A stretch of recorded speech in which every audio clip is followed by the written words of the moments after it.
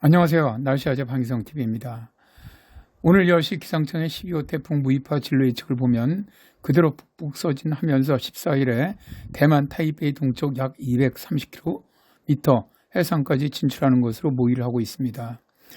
기상청 예측을 보면 12일부터 이동 속도가 늦어지면서 살짝 방향을 우리나라 쪽으로 트는 것으로 보고 있는데요. 태풍은 방향을 틀기 위해서는 속도가 늦어져야 하니까 이후 경로가 우리나라 인근으로 북상하는 것으로 보는 것이 아닌가, 일단 그렇게 보입니다. 태풍은 11일 9시에 가장 강해져서 최대 풍속 초속 39m의 강한 태풍으로 보고 있고요. 이후 조금씩 약해지는 것으로 예상을 하고 있습니다. 기상청 예상으로 기압과 풍속을 그래프로 나타내 보면 붉은색의 기압치는 11일에 가장 낮아지고 보라색으로 그려진 최대 풍속은 11일에 가장 강해진 후 서서히 풍속이 약해지는 것을 볼 수가 있습니다. 14일 이후 태풍의 진로가 어디로 가느냐에 따라 태풍의 강도 변화가 예상이 되는데요. 중국 해안을 따라 올라가는 경우는 대륙과의 마찰로 세력이 급격히 약해질 가능성이 높으며 우리나라에 주는 영향은 매우 미미할 것으로 보입니다. 그러나 우리나라 쪽으로 올라오게 될 경우 최대 풍속 32m 정도의 중정도죠. 강도로 제주 인근 해상까지 북상하지 않을까 보입니다. 현재 각국의 태풍 예측은 5일 예보이기 때문에 14일까지만 나와 있는데요. 태풍을 모의하는 모델의 경우에 18일까지 볼 수 있는데요.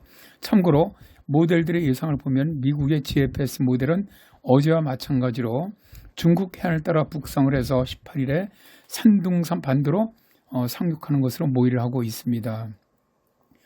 유럽의 ECMWF 모델은 다른 모델과 달리 속도가 아주 매우 늦게 북상을 하면서 18일에 제주 남쪽 해상으로 진출하는 것으로 모의를 하고 있습니다. 한국형 수치 모델인 KIM은 중국으로 상륙해서 중국 내륙에서 온대성 저기압으로 소멸하는 것으로 모의를 하고 있죠. 참고로 미 해군연구소의 NAVGEM 모델도 한국형 수치 모델처럼 중국 내륙으로 상륙을 해서 온대 저기압으로 소멸하는 것으로 모의를 하고 있습니다.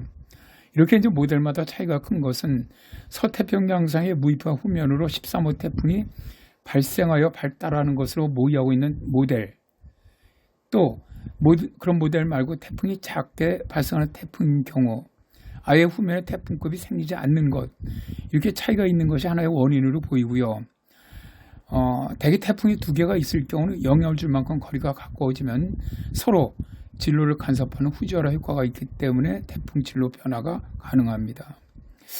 어제 제가 말씀드렸지만 태풍이 북상할 때 상층 제트 기류가 지금 매우 불규칙적으로 흐를 것으로 보여서 진로 변화가 좀 심할 것으로 봤었는데요.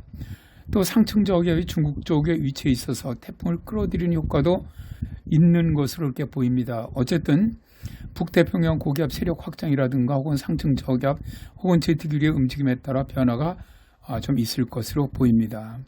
다만 우리나라에 직접적으로 오지 않을 것으로 보는 모델들이 늘어나기 때문에 좀 희망을 가집니다.